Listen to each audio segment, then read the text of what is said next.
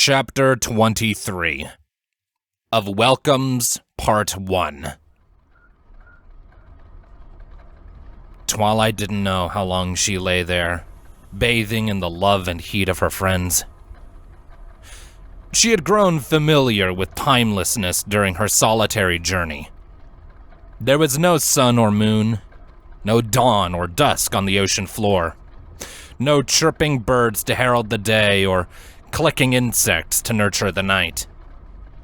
With only the quiet rumble of the ocean, the light of her horn, and the washed-out, colorless ruins of a drowned Equestria slowly shifting around her, time had lost meaning to her. Where once she needed every month meticulously plotted on a schedule before she could face it, now the concept of tomorrow felt foreign to her. There was only the next meal, or the next sleep, or the next teleportation. Even now, she could only guess at how long had passed since Altalucia. It felt like another life. Now, with her friends braced tight to either side and her cheeks sore from smiling, she fell back into a different timelessness. At that moment, she would be content to spend eternity wrapped in the hooves of her friends. And maybe she did. Or maybe it was only a few minutes. The effect was the same either way. Even just a single second was enough to set her mind at ease, and yet every second was something precious to be hoarded. But time didn't stop just because she couldn't feel it passing. When the door clunked open with a hiss of steam, and Sea Saber stepped into the cargo hold, Twilight returned to reality with a distant, sad acceptance. The time for friendship would come later, Saber's expression said. The world wasn't waiting for them. Saber! Rainbow laughed as she extricated herself from the bundle of hooves on the floor. Twilight's back! And she's okay! Sea Saber didn't acknowledge the announcement. She kept her eyes on Twilight, boring into her soul, wings hovering unwavering an inch off her sides. Twilight held the gaze, her smile fading. Finally, Saber nodded. She shuffled her wings and folded them fully. Is this where we need to be? Twilight blinked, startled by the straightforwardness of the question. Saber had always been terse, but this was different. Something had happened in her absence. I believe so. With a reluctant glance to Applejack, she climbed back to her hooves. It's the only lead I have left. Princess Cadence must have come here before the floods. Good. A couple seconds passed in silence as Saber looked to where Skilla waited patiently to the side. What's this? Oh, this is Skilla. Twilight answered with an awkward smile. She's my, test subject. Saber pursed her lips. Is it dangerous? Twilight shook her head assuringly. No, not at all. She's under my complete control, actually. Here, watch. She looked to Skilla, speaking both in her mind and with her voice. Skilla, roll over. The spider chittered. It crouched down before pushing off with half of its legs, teetered precariously sideways for a moment, and then fell onto its back with a quiet clank. Twilight smiled, looking to each of her friends and then to Saber. See? No danger. Twa? Applejack asked slowly. Did y'all get a pet spider monster? She's not a monster! Twilight insisted, petting Skilla's abdomen with a huff.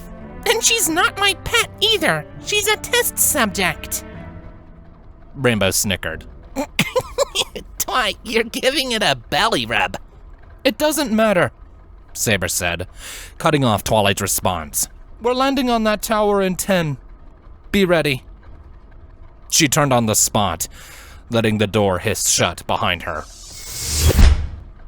Twilight grimaced, looking to her friends. I'd been hoping to have some time to catch up first. Shoot. I think all of us would like that. Applejack let out a weary chuckle. Lots happened since we parted ways, Twi.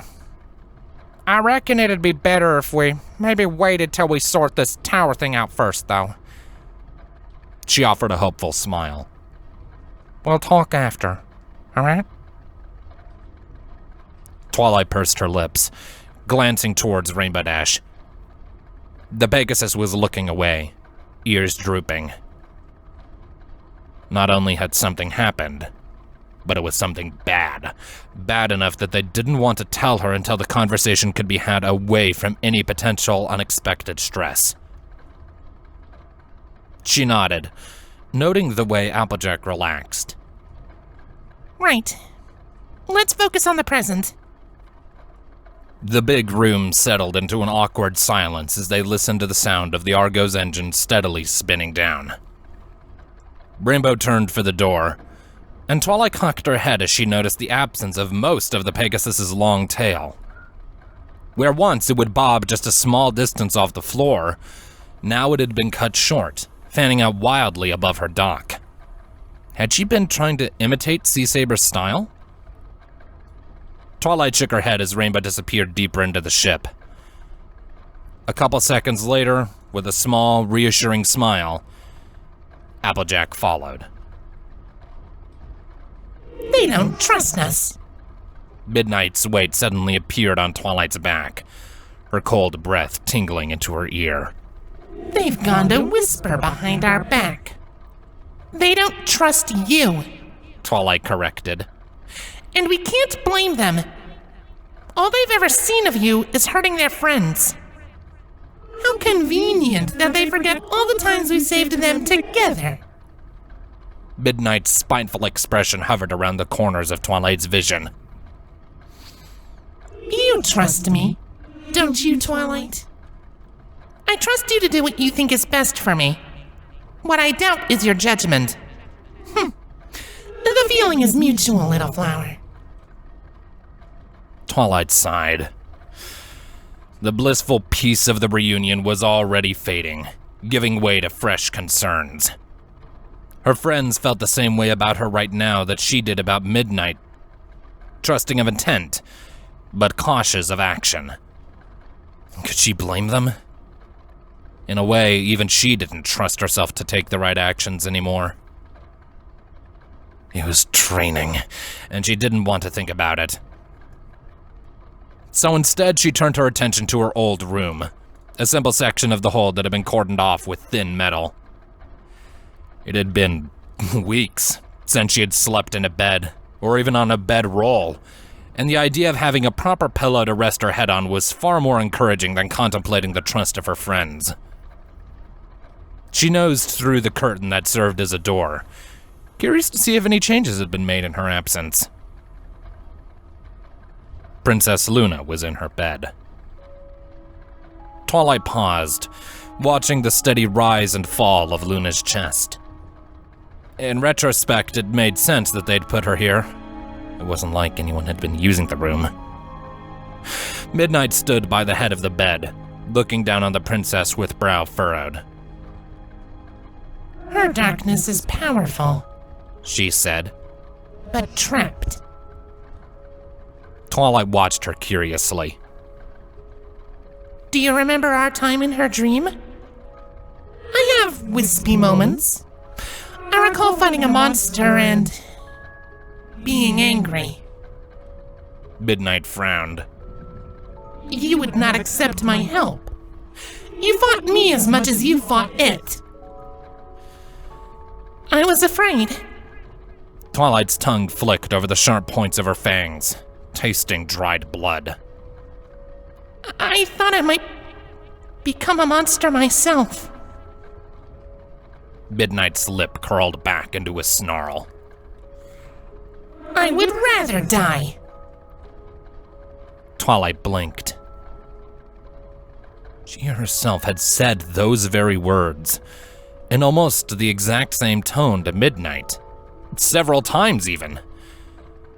Weeks ago, lacking the experiences she'd had since becoming a victim of the strange corruption.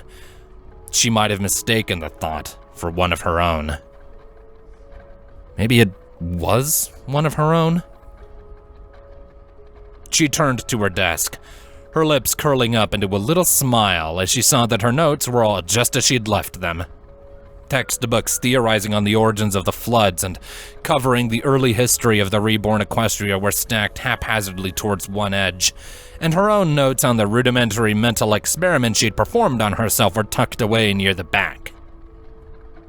The center of the desk was occupied by works on anatomy, natural magic, and fundamental spellcraft, her attempts at divining a way to repair Rainbow's vision. A familiar pang of guilt struck her as she thought of her friend's wound. She had lapsed gravely in her research towards that problem while exploring the terrifying ruins of Kennerlot, and had never quite refocused on it since. Rainbow seemed like she was adjusting well to the loss, but that didn't keep Twilight from feeling obligated to offer some kind of solution. But what could she do?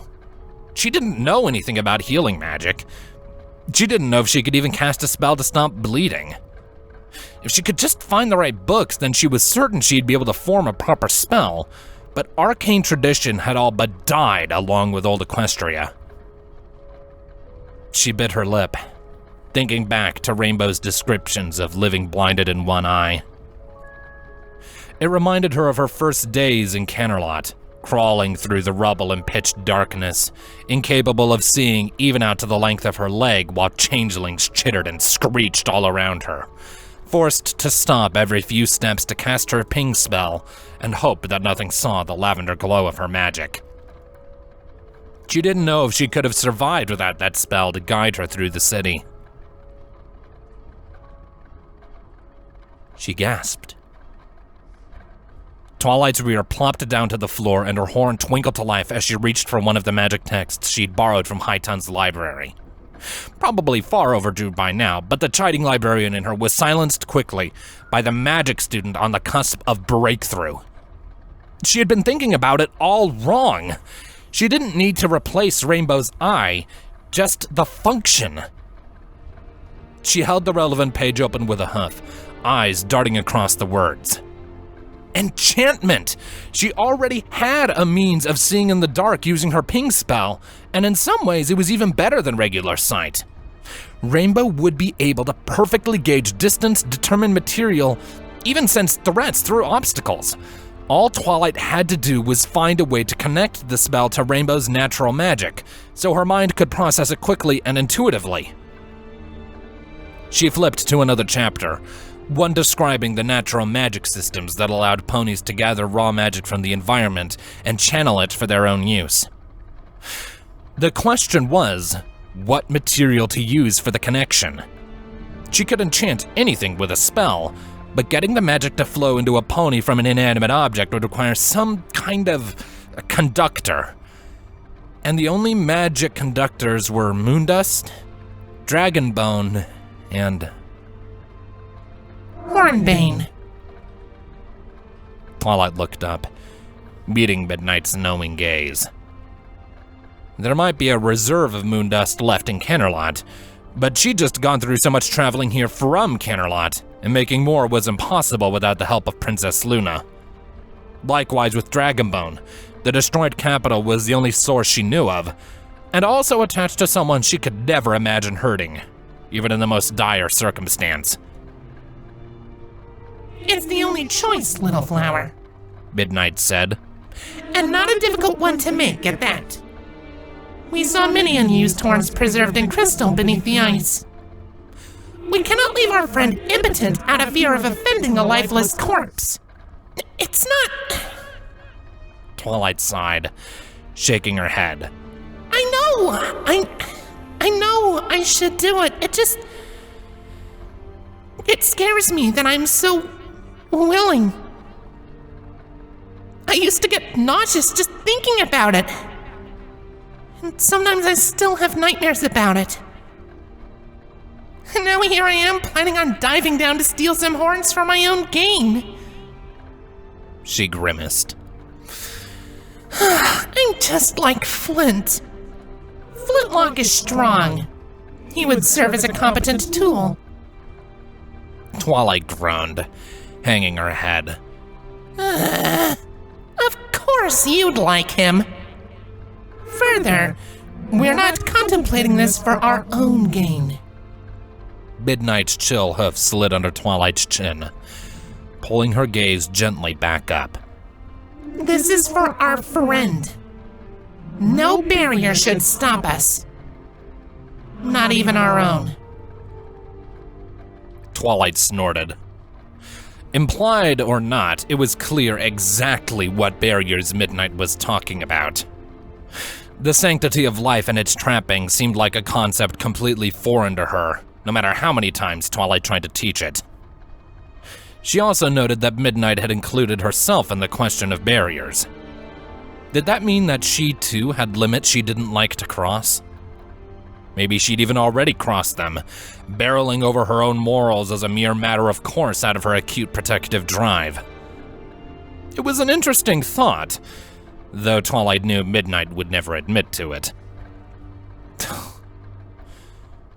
Sweet Celestia, that willingness to break any limit, to sacrifice even the things held most sacred, or to protect those she saw as friends.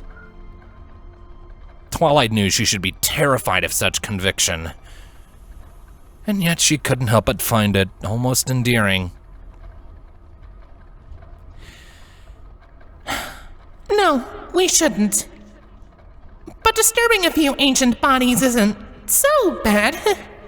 She tried to force a tentative smile. It's like archaeology. I've done archaeology before. The sound of hissing steam drew her attention, followed quickly by several sets of hooves and quiet chatter. Marking her place and closing the book, Twilight stood and stepped back into the wider cargo hold. The entire crew was assembled, minus Sunfeather, with most equipped as if for a dive. Sea Saber and Star Trails had adorned their armored dive suits, helmets held under wing and aloft in magic. Twilight's eyes lingered on Applejack and Rainbow, wearing the same custom suit she'd seen them in when they came for her in Canterlot. Flintlock walked in the back of the group, unarmored. Twilight felt like an animal in a zoo. Rainbow and Applejack offered small smiles before walking past, continuing their conversation in a hushed tone. Star Trails eyed her with a curious, weary interest, looking away awkwardly when she realized she had been caught staring, while Flintlock looked her over with the same casual disinterest he normally affected, meeting her gaze with a quiet suspicion.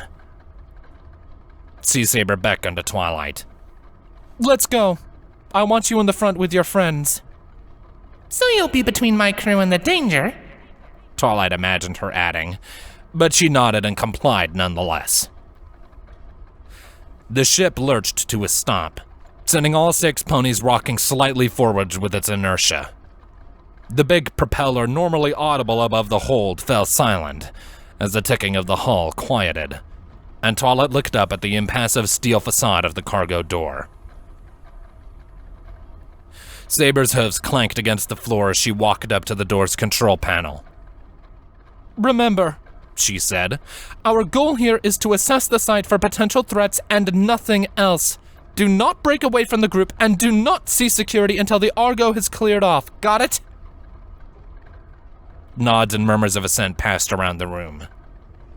Saber looked to Twilight. And stow that spider. Twilight nodded.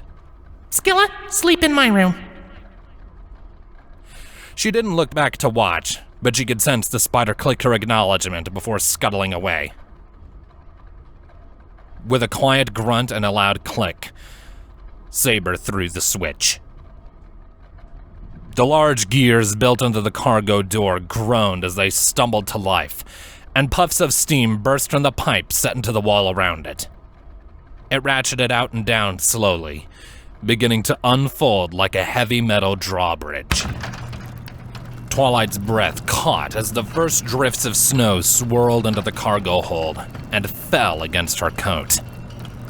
She had expected it to be colder, But all she felt was a distant sense of numbness. All around her, the other ponies donned their helmets with quiet hisses of steam, the powerful lamps built into their suits throwing long lances of light into the flurry. She felt naked next to them, and for a moment contemplated running back to acquire her own suit, or perhaps just casting a quick spell to hide her true nature, but she dismissed such thoughts. Twilight! Twilight blinked as Midnight appeared at her side, horn glowing. There was an edge to her voice that made the hairs on Twilight's back stiffen. What's wrong? This place is dark, she said, narrowing her eyes and staring through the still unfolding door. Dark like us. Do you feel it? Twilight shook her head. Is it dangerous? She glanced toward Saber, who was focused resolutely forward. Should we stop them? Stop them? Midnight scoffed. With us here, they will be safe. But they must be made aware. Twilight nodded. The clicking of the chains unspooling echoed over the room as she cleared her throat and raised her voice. I'm sensing some corruption around the spire. We should be careful. Saber glanced back. Her voice filtered through the tinny speakers of her helmet. Noted. The ramp settled into place with a deep thud that vibrated through the floor, and she gestured sharply with a wing. All right, out, quick, security! Rainbow, Applejack, and Trails all rushed out in quick succession, leaving Twilight blinking in surprise. When did they get so coordinated? Their armored hooves cracked against the crystal as they fanned out, each watching a different angle with low stances. Saber took a position in the center of the trio, and Twilight followed at an awkward trot, suddenly feeling very out of place. The instant Twilight stepped off the ramp, Saber shouted back to Flint, who was waiting inside. All out! Hi, boss! More steam hissed behind them as the ramp began to reel back against the ship, and the propeller above it stirred into a lazy spin. Twilight's mane and tail danced with the drifting snow as the ship lumbered away. Trails, scan. Yep. Trails' horn sparked to life, but Twilight was already taking in their landing zone with wide eyes. It was difficult to see far past the thick curtain of swirling frost, but during brief lulls in the wind, she caught glimpses of the silhouette of a tower before them, glowing with flickering orange light. The blue crystal underhoof was hard, but oddly warm, tapering to a rounded edge behind her. Twilight lit her horn and sent out a ping. The first thing she noticed was that they weren't alone. Far from it, there were dozens of ponies in front of her, totally still, watching them. Her pulse quickened as she picked them out one by one, each watching from high perches all around the tower, invisible behind the swirling snow. Midnight stood at her side, with lips curled back to reveal her fangs, tail lashing at legs spread. They all have it. She growled. Every one of them is touched. Twilight's ears flattened back against her head. The ping just kept telling her more. She detected hunks of meat and bones and hide spread all throughout the tower. These ponies didn't merely kill. They were practically bathing in corpses. A society built on the exploitation of the dead. Saber, Twilight hissed. we're being watched.